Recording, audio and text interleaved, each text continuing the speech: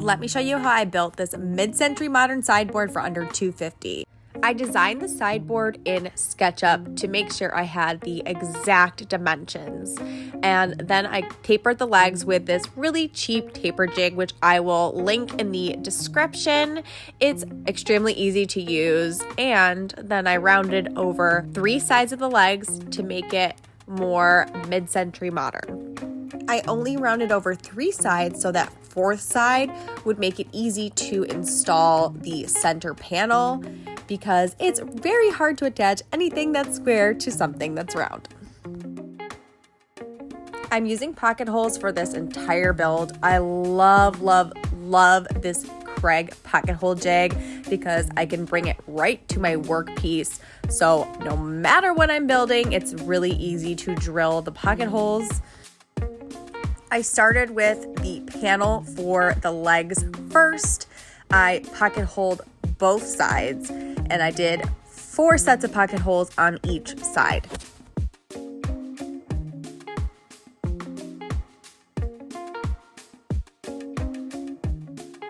I applied some wood glue to the edges, and then, as I mentioned before, I didn't round over that 4th side, and this is where that center panel will butt up to that 4th side of the legs, so I can easily screw it right in. Then I added the bottom panel. Again, pocket holes. They are so great, especially for beginners. I also added a solid pre-glued pine panel to the back, and this will create a really, really sturdy cabinet.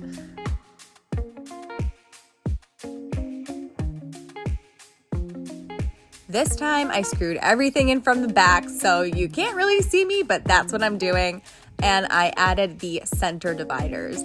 It's really, really important here to make sure everything is square, because this will determine whether your drawers move easily in and out of the cabinet. So use your squares, use your right angle clamps, anything you can find. I added the rounded edges on the top using just a stain can. I usually find that's the best curve, and then I just cut it out with my jigsaw.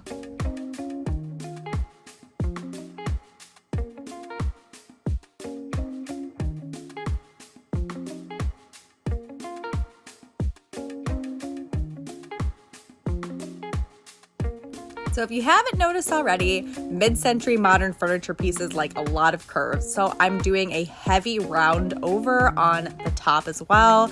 This, I believe, is a 3/8 inch round over bit, and it makes it so nice and smooth.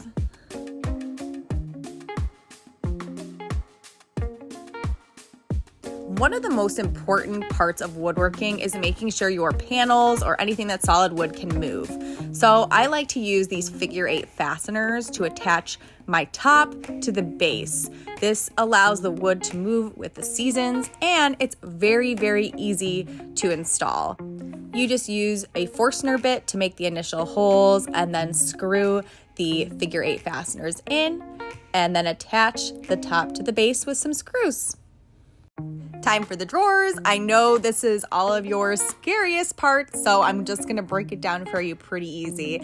I like to use a spacer block to install my drawer slides, and I do those first. So I'm spacing them out evenly, and I show you exactly how to space them out in the plans, so you can do it very easily yourselves, but spacer blocks make it really easy to hold them up and make sure every single drawer slide is level. And again, that's very important when you're making drawers because you want it to move in and out freely. I always attach the drawer sides to the slides first, and you'll see why in a second. Just use a 1/4 inch piece of scrap, place it under the drawer side, and then attach it.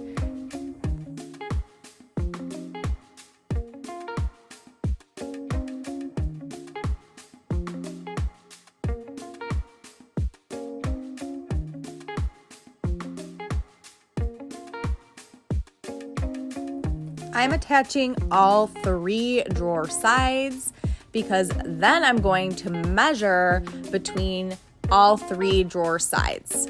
This will give me the measurement for the front and back panels.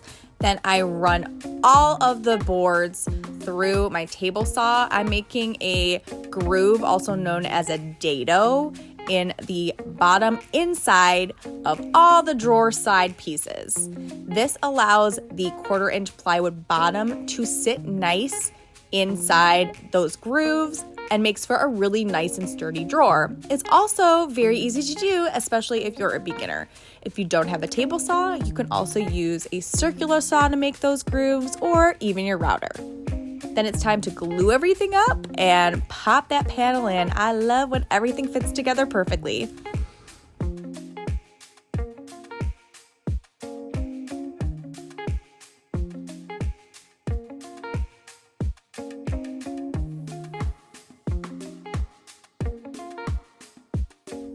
For the doors, I'm using inset hinges, so I use my cup hinge jig that I have from Kreg, so I can just easily drill the holes for those.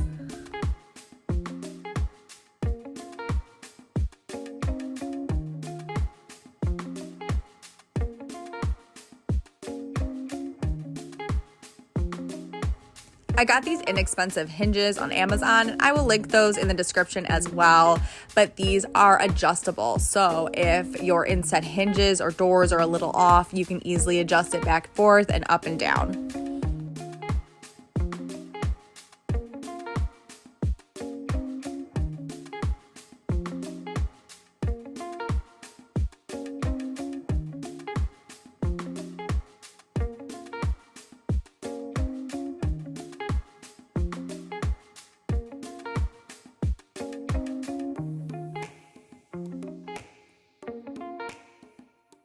For the drawer fronts, I spaced them evenly apart using some cards. This is probably from an old game that we had, and then I just nailed it in so that I can actually clamp it down and then screw everything in from the inside of the drawer so that you can't see those screws.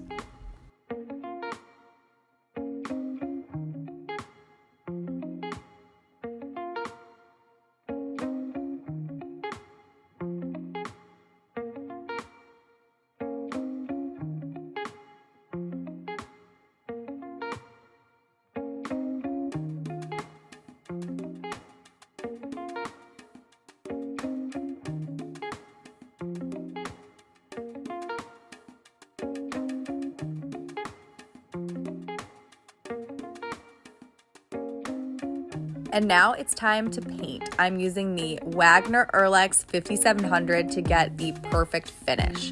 I first start with my primer. I am gonna do multiple coats of primer just because this is fresh, unfinished wood, and I don't want any of that grain showing. But you can see how easy it is to pour it into the canister and get everything locked up. Then the hose connects right onto the back. Then just plug it in and start spraying. Make sure when you first start your spray that it's off your piece, and then stop it when it's off your piece as well, and then you'll have the perfect spray finish. This in total took me about 5 minutes to spray, which would be probably over an hour for me to paint with a paintbrush and a roller. So this is a must-have if you're doing any kind of painting, any kind of finishing. If you're a woodworker, this is the perfect sprayer.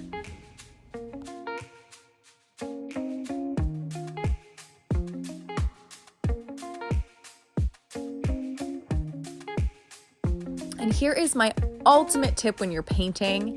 First, add your paint. Usually I like to do a 1-to-1 ratio of paint to polyacrylic, and you're gonna mix that together. It's going to make a super smooth top coat, and then you won't have any issues with the top coat as well. Because, you know, sometimes when you spray it by itself, you have some bubbling or any of those other issues, but it goes on nice and smooth, especially with this paint sprayer. You can see already how smooth it's applying it, and it dries super fast and super, super smooth.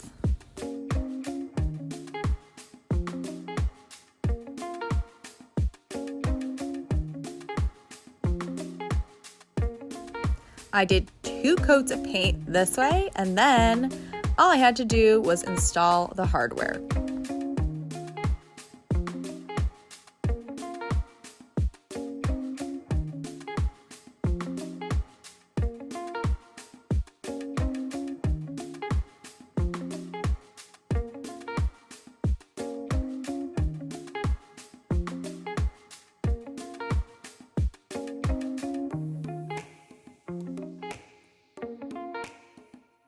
This spray gun from Wagner is also extremely easy to clean. You just open the canister, clean that out, and fill it up with some clean water. You're going to spray that clean water out of the gun until it runs clear.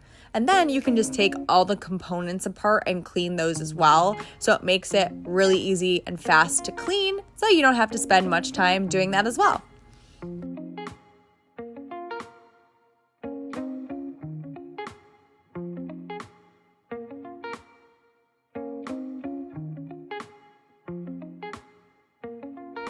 Thank you for listening to this video. I hope you enjoyed the entire build process. I love how everything turned out. Don't forget the plans are available in the description below. Happy building.